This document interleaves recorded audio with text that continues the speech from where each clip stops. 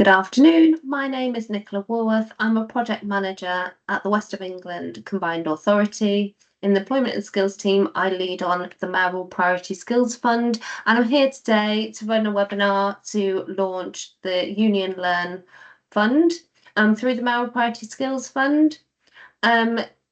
This is without the ability for anybody to join. This is just a recording, and I'll go through, if you have questions, how you submit questions about the fund as we go. And this is very much open to everybody. The point of today is to provide you with and share the technical aspects of the Union Learn West funding, to highlight what the Mayoral Combined Authority are looking for within applications, and to share the application process. I'll be looking off to the side now and again because that's where my slides are. So for me, they're a really great guide to talk through. Please note this information should not be used without consulting details set out in the wider application paperwork, specifically the specification. They have been written really carefully to make sure that you've got all the details you need to know about the fund, and further questions can be asked through the Q&A process. So even though this isn't a live webinar with you able to join and ask questions live, there absolutely is a process. That Q&A process is set out within the paperwork. All of that is on the Union Learn West website, where you have also found this webinar, and there's contact details on there as well. So the funding, I want to provide you all with a little bit of background in terms of context and where this is coming from. So it comes from the wider Mayoral Priority Skills Fund, and that is part of the Mayoral Combined Authorities Investment Fund. The Mayoral Priority Skills Fund, I'll refer to it throughout these slides on MPSF for short, aims to address skills gaps in our region where there's really strong intelligence that there is a gap in that provision, and that we need that to meet our employability and skills priorities and that of our Metro Mayor. The fund includes People and Skills UK Shared Prosperity Fund, and we've already funded a range of projects, and they are live and they are delivering the region following the exact same process, so where we've had robust intelligence of need. So this fund will add to those projects. You can absolutely look at what they are.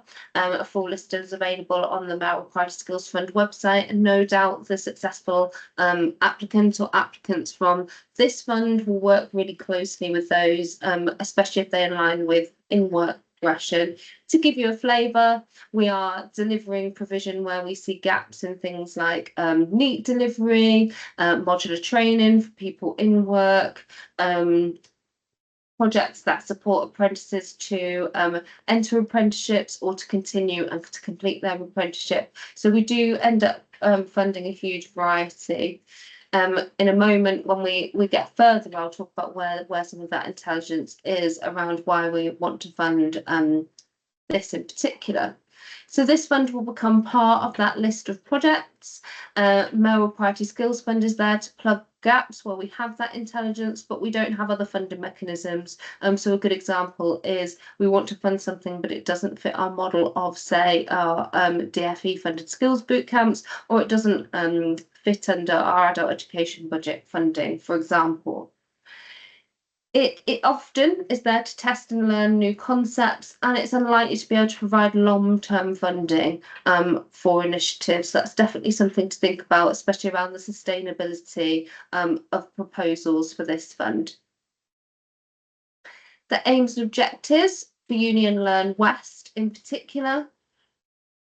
So we are making £200,000 available through this fund, and it's aiming to benefit trade unions. So just to be clear, our trade union partners operating in the region will be the only ones who can be lead applicants. We'll talk about how other organisations, specifically who can support skills and employability activity, can link in very soon. But we are specifically looking to fund trade unions. This is about supporting our people who are in work, in employers, in the main, to progress and take advantage of skills provision that's already in place.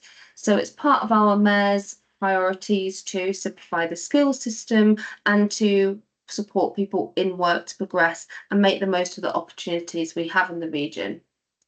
The combined authority will consider proposals with minimum grant value of £80,000, and there's that maximum amount that applicants can apply for of £200,000. This funding is being made to trade unions operating in the region, and it's about bringing employees and employers together, understanding skills needs and what will drive productivity and promote in-work progression for those who could most benefit. So we would like applicants to think about who those groups are that they want to target, who could most benefit. The overarching aim of the fund is to simplify the information available to people in work and their employers about provision that's already out there that they could be benefiting from, signpost and refer employees to it, and support people and businesses to identify provision that best suit their needs, and increase referrals onto and take up and completion of training, skills, employability support that's already funded in the region, thus supporting employers and their employees. We are looking for partnerships and collaboration, as this is about allowing employees to explore and understand what provision across our skills and employability is important for them. We would expect to see new partnerships, new collaborations, and that is very welcome and expected through this fund. Delivery partners through this need to make sure that they are linking in and don't complement the existing skills system. So it's important to show in applications how you are building on, linking into skills and employability initiatives that are already existing, not duplicating, and due to the nature of the fund, we expect really strong links with Skills Connect and Future Right that are already funded in the region. That will be essential and absolutely the heart of delivery models that we're looking for. This funding is being made available to support provision in our 3 unitary authority areas of the West of England Combined Authority. So those are Bath and North East Somerset Council areas, Bristol City Council and South Gloucestershire Council areas. So participants and participant data will need to be, when you're working with individual employees, they will need to be residents of those areas. And that's definitely worth thinking about in terms of your model and how you're going to deliver to that. Union Learn West, here is a high level theory of change, if you like, around what we're looking to achieve through this fund. It's probably worth saying we've set out activities that we expect to see. This model is in the specification documents, the sorts of outputs we're looking for and the sorts of outcomes, longer term benefits that we're looking for in the region. However, we do welcome innovation. So if there are trade unions and with consortia partners, they're looking to deliver additional benefits as part of their work, the application process is open and allows you to do so. So we have a strong evidence base around the need for this, and it's a strong mayoral priority to look at trade unions and their role in our employment and skills system. We're not trying to duplicate past funds such as Union Learn. We're looking to take some of those high quality aspects that are still relevant to our economic and skills situation that we see today and the priorities that we see within our employers, and to take the best bits of that and innovate and to implement that. We know that economic changes in recent years have led to skills shortages, and our residents need to take advantage of opportunities to upskill and retrain to support good jobs, wider productivity in our region. The Combined Authority is funding trade unions to support employees to upskill and progress within work. We would expect to see activity, and there's a few more slides where I can go into a bit more detail under this fund, where union learning reps, I've put them as ULRs, are delivering high quality skills support to employees and employers by connecting them into existing training and support. We would expect to see activity where employees are enrolling onto existing funded skills and training programmes that we have in the region, and we would expect union learning reps through their work to be linking into Skills Connect and using this as a key tool. I'll come back to Skills Connect and some of the functionality of that at the moment in a moment. And that will be the key information, advice and guidance tool that we expect applicants to link into. We would like to see potentially bespoke training being delivered by training providers that better suit employer need, how you use some of the fund to do that, whether it's just coordination and actually the time of more coordination to be able to work with skills providers and have that resource and that time to better align their provision to employer need, or actually whether it's some funding to perhaps test and learn new ways of working, new ways of delivering that and support employers and employees. Both of that sort of activity may be included in applicants' proposals. We would expect the employers supporting employees to access training related to their skills need. So this initiative can work with employers who then in turn can support their employees to access what they need. And we would expect the activities such as skills intelligence gathering on behalf of employers and that feeding into our intelligence loop to inform the combined authority around future needs of employers and to feed into wider programmes across our employment and skills team. The sorts of outputs we're looking for, it might be that trade unions suggest that if our union learning reps are the key place to be disseminating information and supporting employers and employees around upskilling, that we need to recruit new ones, for example. So we may see outputs such as an increased number of union learning reps and some recruitment activity going on under this funded initiative. We may see an increased number of employers accessing union learning rep services and the work that they do already and that is within their role as a union learning rep. We may see more employees referred to Skills Connect. We may see increased number of employees taking part in skills provision and training, and it will be able to record the types of training and provision that those employees are accessing as a result of this initiative. And we will see an increased number of referrals to Skills Connect. We will see an increased number of target groups supported to take part in skills provision and training as a result of support. So we'd encourage applicants to think about who this target group is, who could most benefit from being signposted to provision in order to take advantage of the job opportunities that we have in the region that employers need to fill. Outcomes, we would look for increased number of employers completing training and qualifications. We would look to see outcomes such as increased number of employees progressing within employment. So that we could look at indicators such as salary increases, new duties, new job roles being created as a result of this support. New models and new content being delivered as a result of work with training providers that better suits employer and employee need around the way that they need to engage with training and skills provision. And we may see employers supported to engage with the Good Employment Charter. The Good Employment Charter is a key initiative run by the combined authority, supporting employers in our region. And it's a key thing that we would like our trade unions to engage with around this fund and have clear plans in their application perhaps of how they link in with the Good Employment Charter. I'll say this later on as well, but we would like to see all or some of this activity going on within bids.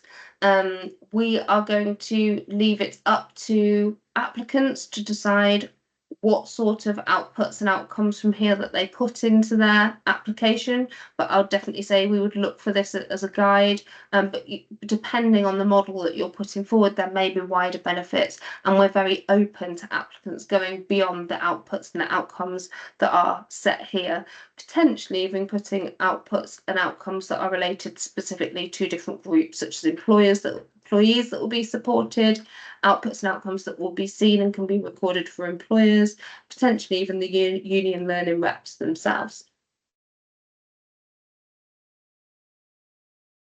This just builds on some of that logic model, theory of change, whichever you like to call it. And I won't go through it all. This is in the specification, but it's just to give you a taste of the sort of activity that we would like to fund. So again, we would look for most, if not all, of the below to be delivered in proposals. So activity for union learning reps, we would like to see strengthening and increase of the profile of those roles within our employers, within our region, to create a strong cohesive network, which can act as a key point of contact for supporting people who want to progress in work. So raising the awareness, raising the ability, raising the training around the tools that we have, such as Skills Connect for information, advice and guidance and in-work support, and perhaps standardising of some of good practice that we see across the region. We want to make sure that union learning reps are empowered to deliver targeted activity which prioritises and supports employees who could most benefit from accessing skills and training activity. So to be able to provide funding to support specific groups and specific ways of working with groups of employees who could most benefit. We would like to see activity which empowers URLs to increase the capacity of existing funded skills provision. Some of those are absolutely key. Future Bright, Skills Connect, we see being at the heart. But we have other funded initiatives that we would expect to see this linking into, such as our adult education budget provision, skills boot camps, UK Shared Prosperity Fund activity, including Multiply, perhaps some of the modular training that we're delivering as the combined authority that's specifically for people in work, DWP services, We Work for Everyone, and apprenticeships. And there will be many, many other existing funded provisions that you could link into as well. We would like URLs to be able to provide clear and impartial advice to all adults on their next steps so they can progress within employment, targeting those in work who could most benefit, and perhaps targeting employees who could, again, most benefit, sorry, repeated that twice, to gain higher salaries due to the cost of living crisis, as an example of a group that might be targeted as part of this work. That sort of says some of the same things, so I won't go into it. Other activity may include working with employers specifically to deliver target activities in industries which could most benefit from upskilling. So it may be that activity focuses on certain sectors or certain occupational pathways that are in high demand across various sectors. For example, this work could focus on green skills as an example. There's just some example here. We know we have high levels of opportunity and skills need in our foundational sectors. It may focus on reskilling employees in high carbon sectors to lower carbon occupations or lower carbon sectors. Supporting the manufacturing sector to embrace new technology or development of new digital skills. So these are just suggestions, but we would welcome applications that specifically target a certain area or a certain sector where we have priority skills needs in the region. We would expect activity that engages with the combined authority. So we've already talked about Skills Connect. We'll talk about that a lot more, and I've got some slides on it in a moment. But to make sure that is at the heart as the tool, we'll talk about the hub and spoke models of that. But not only our skills services, but engage with our combined authority and business support as well. So supporting employers to link in with the Good Employment Charter, potentially projects like Made Smarter and Growth Hub services. We would like to make sure that activity contributes to gathering skills intelligence. So we would like to see activity that coordinates the employer voice, translates the employer voice into what those skills needs are and where they see barriers to gaining the skills that they need, getting specific occupation or specific information, such as what occupations specifically are required, what level are employers having an issue at and finding a barrier. Is it entry level? Is it moving people from entry to mid? Is it a mid to senior level? Is it a very specialist skill set that they're struggling to get? We would like all of that to be fed back in so that other employment and skills programs can benefit from this work, therefore being able to better respond to employer needs later on. And we would like to see activity which engages with skills providers to influence their delivery models and curriculum content to make sure that that is fit for now and for the future and for the skills needs that employers are looking for. And there is greater alignment. And that could look like lots of different activity, but I think we've already suggested potentially different models of delivery that better supports employers and employees to engage with provision. Because we want Skills Connect to be at the heart of this, and you'll see in the application paperwork, specifically in the specification document, that time and time again it talks about the need to link in with Skills Connect, the need to be able to report on employees who have benefited from this programme at being signposted through Skills Connect, the tool. There is the website here if you haven't yet been on Skills Connect or you've not heard of it or you're not sure exactly what that is, so you can start thinking about how your model will make sure it's at the heart. So I've just got a couple of slides to go over that. So Skills Connect has some clear objectives. It's there to raise the visibility of existing employment and skills provision available across the region. So all types of provision. To increase referral onto programmes that are mainly existing and already funded, and that includes provision of all types, not just the combined authorities funded provision. It's there to support providers to identify pathways and wraparound support for participants, supporting in project retention and progression. So union learning reps can use this as a tool to find potentially financial support that employees could benefit from, well-being support that they could benefit from, potentially out of work volunteering opportunities, for example. So although this is about provision, it's also a place where you can find lists of wider wraparound services that support alongside traditional skills and training programs. And it's a place to facilitate shared best practice and strengthen regional intelligence, informing future commissioning. So it has an overall aim to provide a framework and support needed for people of all types, from all backgrounds, all ages, to obtain information, to find training or secure whatever support they need in relation to work, whatever position they are in life at any time. And it's made up of a hub and spoke model.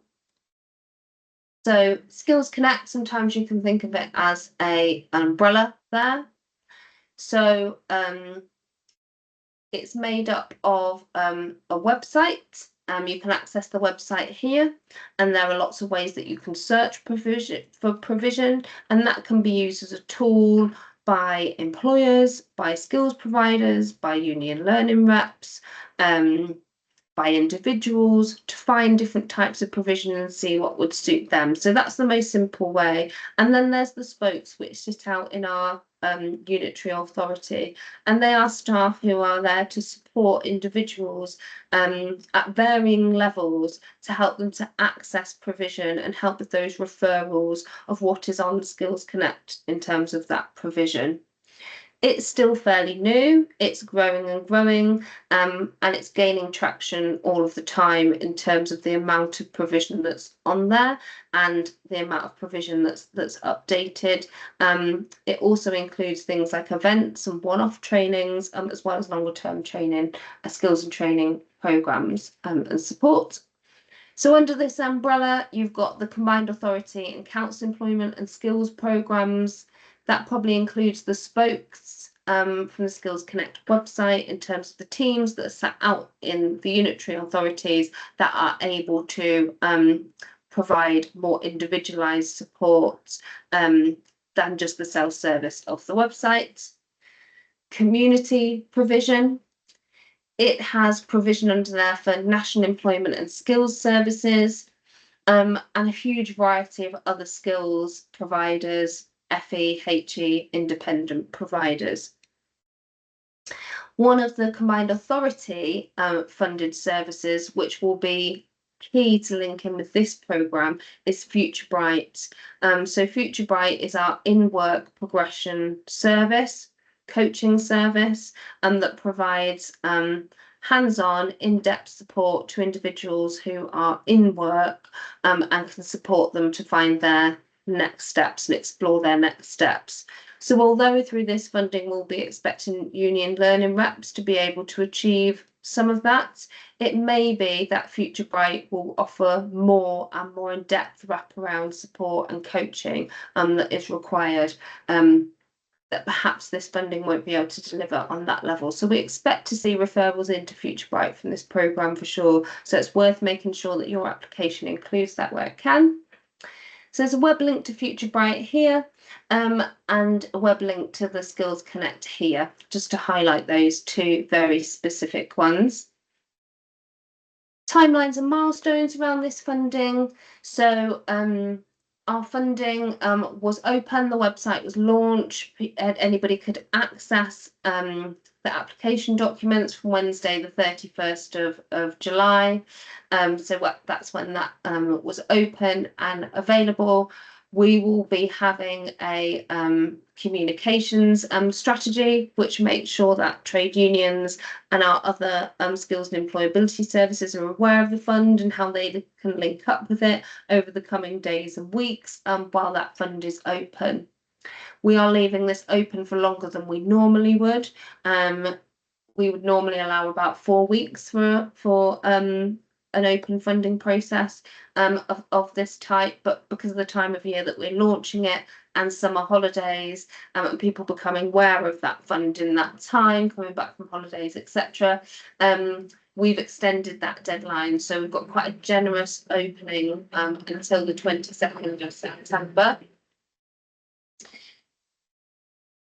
In that time, we are offering the opportunity for trade unions, but also other employability and skills stakeholders who might want to partnership and collaborate around this fund to attend a face-to-face event at our offices.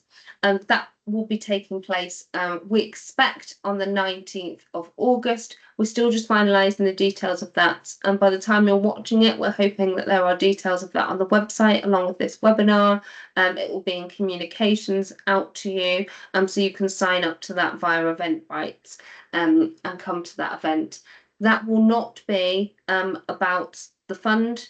It will be literally providing and facilitating a platform to support with those collaborations and partnerships that may be beneficial to deliver this successfully. A few things to think around the milestones that we've got here that are set out here. We are looking, if everything goes smoothly as it should, for delivery to start at the beginning of November 2024. So we'd expect just over 12 months for these projects to deliver and achieve the sorts of outputs and outcomes that we're looking for.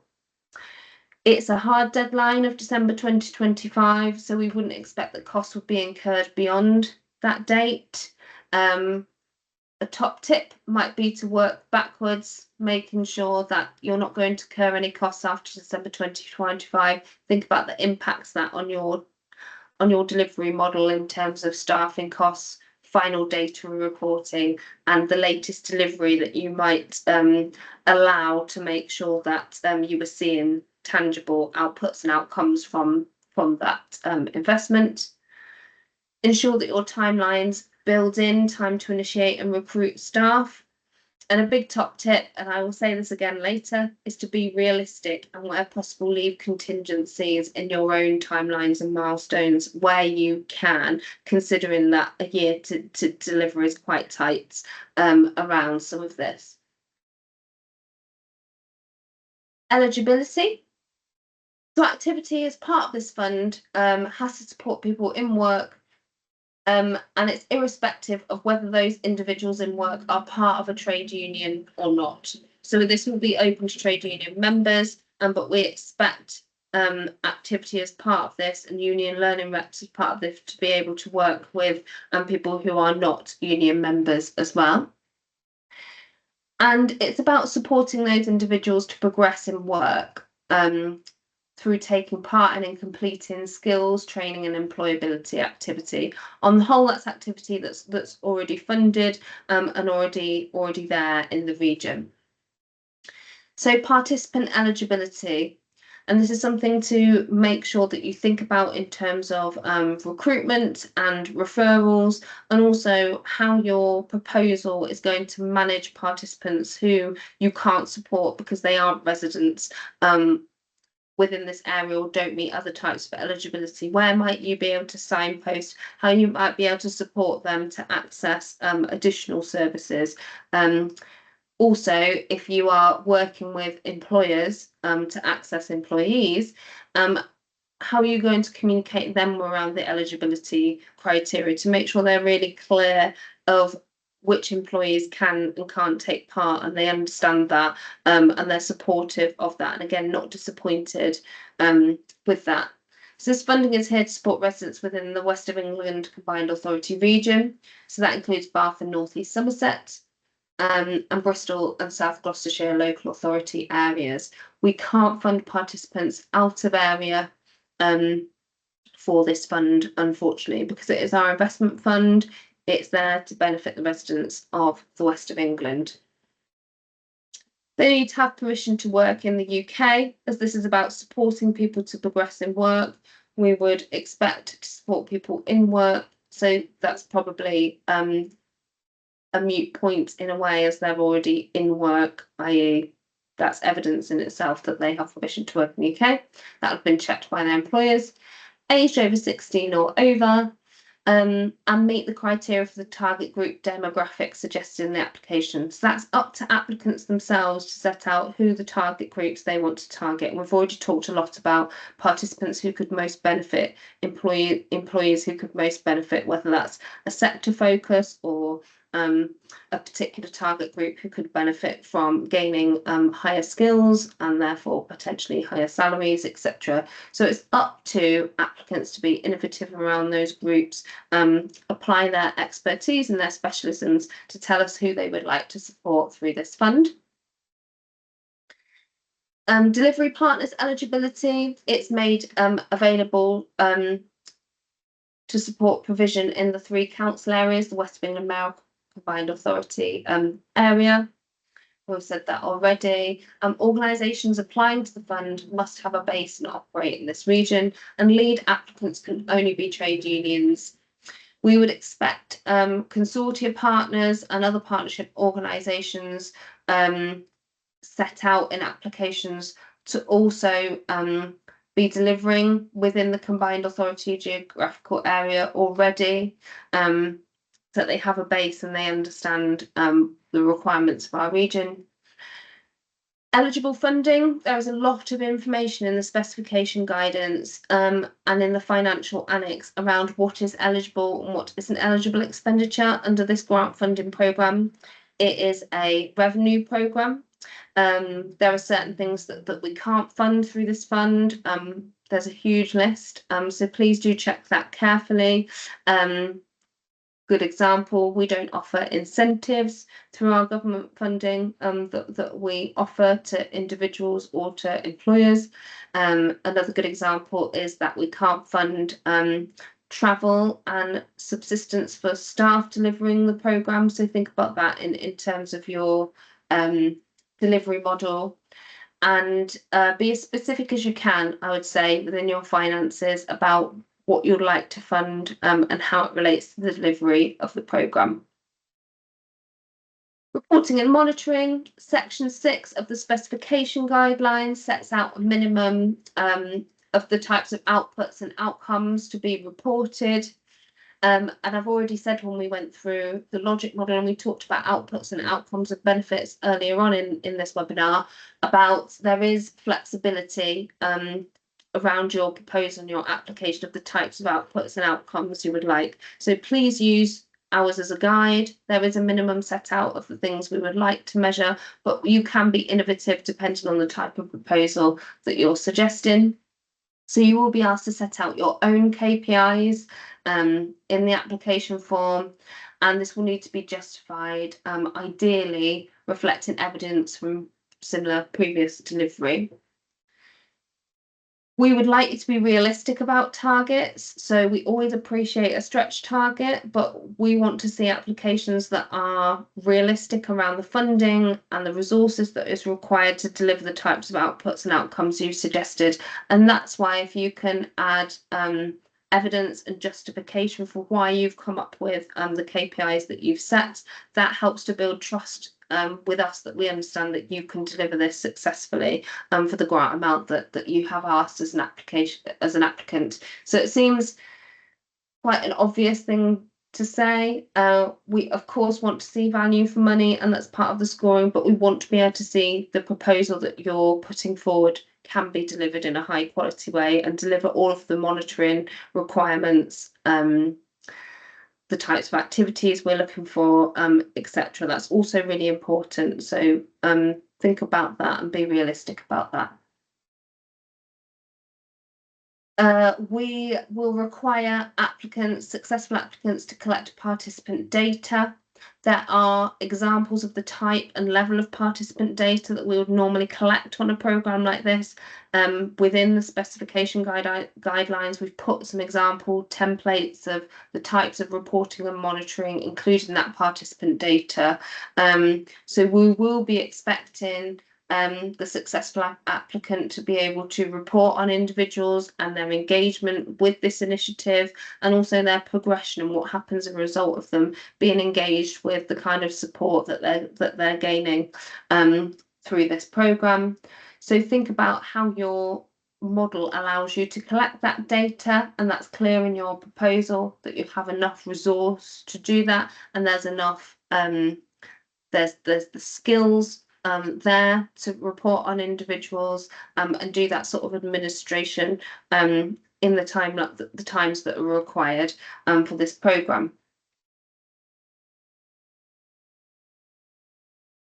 Payments are quarterly in arrears and paid based on providing defrayed and evidenced claims of eligible costs and adequate quarterly reporting on progress and data. So we will require quarterly claims and highlights reports. Again, samples of those from similar programmes have been provided in the specification, and that will help you understand the level of reporting that we're expecting and how you might make sure you resource that and staff that with the types of skills that you need on the programme. Similar to other programmes, we would expect around participant data and individuals data that's collected as part of this programme, that we will be checking it on a monthly basis to make sure that that includes eligible participants, and also that we haven't got a delivery partner who's only updating data on a quarterly basis and it becomes a big administrative task. We know from experience it's much better to go along. So there will be those monthly checks on participant data. Other things to note, we would like additional social value to be delivered as part of this fund. We'll talk about that again in the questions. So that social value being delivered above and beyond the social value that the activity related to this funding would deliver. Match is not compulsory, but it is welcome, and it helps us to understand the additional resource that your programme will be giving to support successful delivery of this. And that can be financial funding or it can be in kind. More information is in the specification on that. We welcome projects that will explore digital badging. I won't go into it in too much detail. There is a link in the specification document of what digital badging is, but it is a way of recognising skills and engagement that might not be formal training, and it supports individuals to have a record of their achievements and the skills that they've gained. We have a membership here at the Combined Authority, so our delivery partners don't have to, and we can work with you on creating those badges as part of the programme. You may want to, if you want to embrace that, you may want to put information about how you would perhaps use digital badging in your application. And there is support within the project team here at the Combined Authority to aid successful delivery partners in this application. The project team has a hub and spoke model. So we have a regional outreach lead who will be there to support this successful project, but is also there to support our wealth of other projects that we fund through Mayoral Combined Authority to help them to initiate projects, to make links into referral routes, to join up, to understand our processes, support with mitigating any challenges as you go. Potentially, if you need to make successful applicants need to make changes, for example, during the programme, there's someone there as a sounding board. And if we had to make substantial changes, create formal change requests, etc. So we have got resource here at the Combined Authority to support this delivery as you go, and we very much see it as a partnership. Application requirements, just to be really clear what they are. So the application paperwork is all on the Union Learn website. That includes the specification, the due diligence form, the financial annex, and the application form. The website will also provide access to this webinar throughout the time that the fund is open. There's a process to submit questions through our Q&A process. That's set out in the specification. It's through an email address, and it does ask you to specifically put something in the title so that the project team can recognise that they are questions related to this fund and deal with them in a timely fashion. We are unlikely to reply to you directly.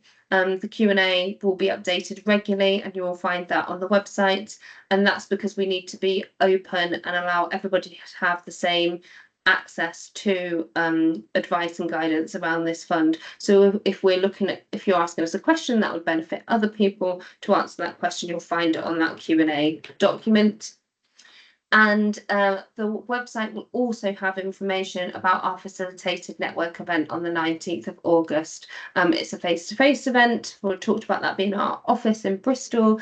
Details of this and how to sign up will be on the Union Learn website. It's likely to be through Eventbrite. If you're watching this after that event, it may have been taken down. It's not something that we can record because it is just providing facilitation for you to network. So it's one of those things. It's great if you can come along. It's great if you want to use that and utilise that as a place to create collaborations around this fund and understand what others might be able to offer as partners, or what you are looking for in terms of partnerships to support the delivery of your application. Do please, it sounds obvious, check that everything is submitted and complete before submitting. Submission instructions are in the application paperwork. It's via email, and there's clear instructions again about what you'll need to put in the title. There is a tick box. This is from the application form to make sure you are clear about the things that you need to send. Be aware the letter from the Chief Financial Officer within your application is obviously not something that we have provided as a template, so you'll need to provide that in addition, and all of the instructions about that are within the application paperwork. This might be a time to pause if you want to, but I'm going to go through the questions and just give a couple of hints and tips in terms of what we're looking for as the Combined Authority in the questions. So the questions are split into a couple of stages. So questions 1 and 2 are about your project. So we'll ask for a project overview.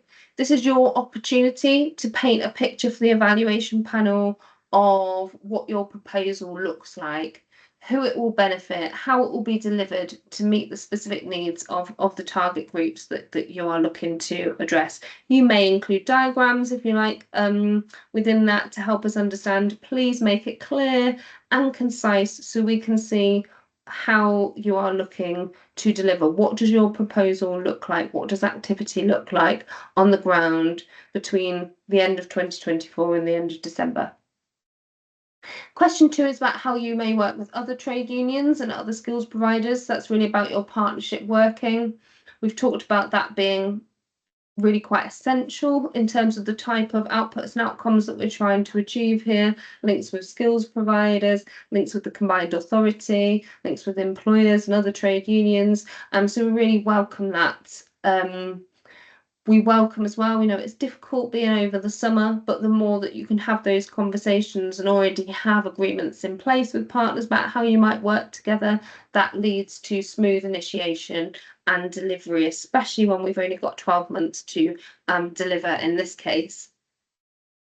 And we've just spoken about that facilitated networking that we'll be able to support.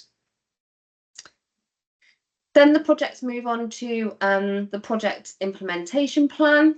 So this should include all the key milestones for your project. So try and be really specific: when activity will start, when it will end. A list of prompts have been given for you for the types of things that we look for. We'd like to see that applicants have really considered how your programme will be delivered within the funding timelines set out in the specification and in the requirements. For example, it's always useful to see when applicants say exactly when they're planning on doing their final financial audit and they've thought about it and it's there as one of their key milestones.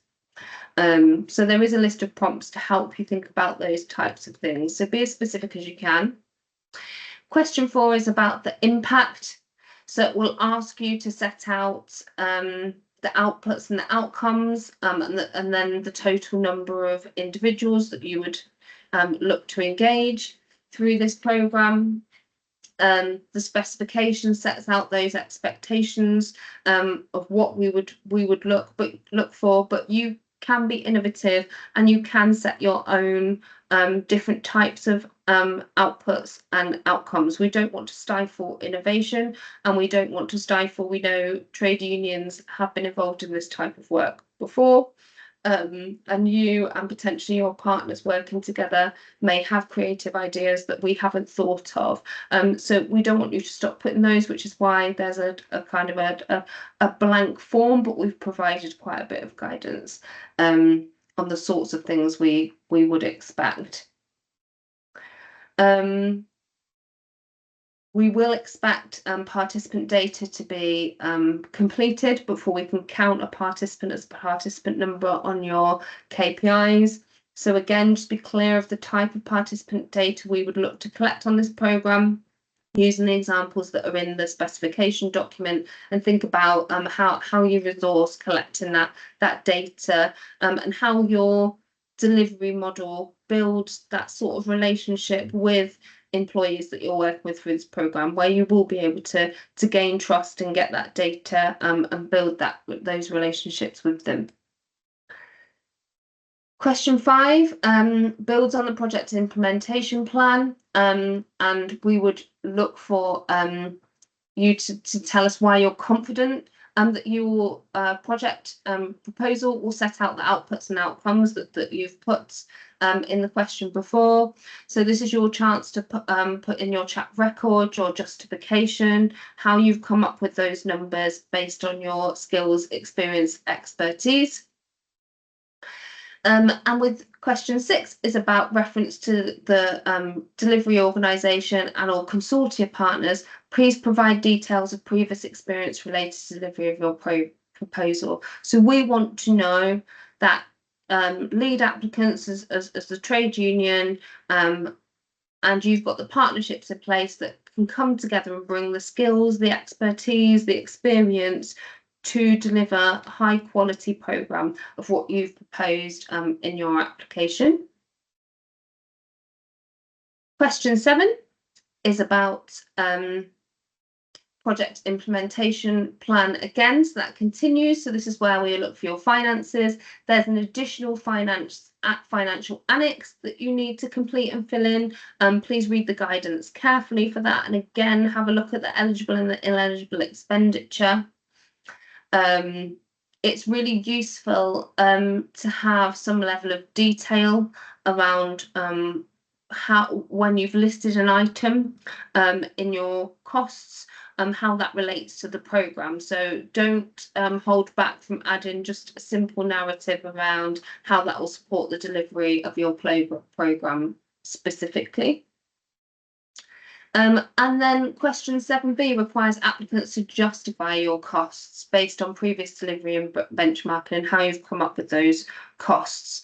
So again, please be realistic. We obviously want value for money, but we want you to be able to deliver in a high quality way and make sure that you've got the resources that you need to deliver the programme and to deliver the monitoring and the reporting requirements, so that you've got the admin support. So please make sure that that's there. Also, just something to note is when CEOs agree to fund a successful project, delivery partners cannot claim more than what was approved by CEOs. So your maximum amount is your maximum amount. So we couldn't do through any sort of formal change request an increase in the amount of grant that you would receive through this programme. So you really must be very clear and accurate around the sorts of how much this will cost you. And of course, the maximum amount for this is £200,000. Question 8 is around the sustainability of this funding. This funding is until December 2025. We are testing funding trade unions and making the most of their important role within our skills and employability landscape. That's why we're looking to fund this. What funding beyond that looks like, I don't know, and it's often very much based on the learning from this delivery. But because we can't guarantee funding, we want to make sure that delivery partners really have a clear sustainability plan. That can include other funding sources, which we know are scarce and difficult to come by, but also that think about the sustainability of the resources that will be created as part of the fund, the implementation of the learning gained through delivering this kind of activity, the continued collaborations, new partnerships, new ways of working, which could continue beyond the timeline of the fund for the benefit of the region. Question 9 is around project management. Sorry, the next section is around project management. So the first question within that is, how will you manage the project? This is a really important question to us as the combined authority or anybody evaluating and scoring these bids, because it shows the evaluation panel that the applicants really thought carefully about the staffing. So feel free to include staffing structures, the roles and expertise to deliver the different aspects of the fund or the requirements of the fund. And it's really nice to see where you've got applications that have really thought about the operational needs of that programme and how it will actually work on the ground, not just some of the high level activity, and that's been thought through. Be as specific as you can. There is quite a low word count on this one, so I know I'm asking for a lot here in terms of what you can do with about 200 words, but to give you a flavour, it should be manageable.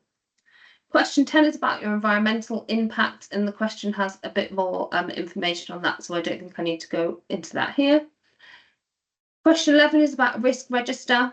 These are looked at really, really carefully. A good risk register is really realistic and specific about the types of challenges that you're going to see in this programme. We don't expect for everything to be rosy. You've got challenges such as only 12 months to deliver under this fund. You've got to be able to collect participant data, which means building relationships with employees, even though your main role might be potentially, depending on your proposal, quite light touch. So how do you plan to do that, and what are the mitigations that you can do that you can have to do that? Question 12 is around data collection. The advice is quite similar to question 9, really, about being able to show the evaluation panel that you've really thought about how you're going to do that you understand the reporting and the monitoring that's required of the fund, that you've resourced that properly, you've got clear roles who will be responsible for that, and have the skills to be able to do that. Question 13 is about additional social value. So just to be clear, this is above and beyond social value delivered as part of the fund. It's up to you to set out exactly what that additional social value activity looks like and the volume of what you're going to offer. And I think there's some wording in there that's just proportionate to the amount of funding that you're asking for. So my advice would be try and keep it simple. What is the expertise of you and potentially your partners if you're working in collaboration? What could you bring in terms of additional social value to the region that lends itself towards your expertise? It's always more difficult if you try and offer a range of social value where you've not got that skills and experience. I hope that makes sense.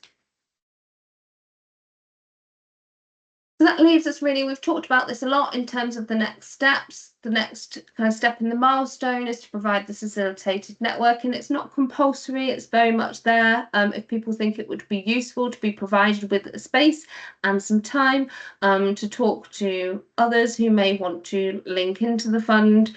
So it's very much open to trade unions, but also other types of skills and employability providers. We'll be expecting our Skills Connect colleagues and Future Bright colleagues to be there, especially since we've set out in the application so much close working with them, so you can explore and have conversations about how that might work in your application. It will not cover content that it's covered today in terms of detail of the funding or what we're looking for as the combined authority. So please don't expect that. This is the place to find that information on this webinar and indeed within the application paperwork. If you can't find it there and you've got specific questions too, please do get in touch. There is the question and answer procedure is set out within the documentation. Everything you need is found on the Union Learn West website as part of the Combined Authority website. Just be aware, you won't find the link to the event if you're watching this after the 19th of August. It will probably be taken off the website after that. Thank you very much for listening. Very best of luck with your application. And I look forward to hearing any questions that you might have over the coming weeks. Thank you very much.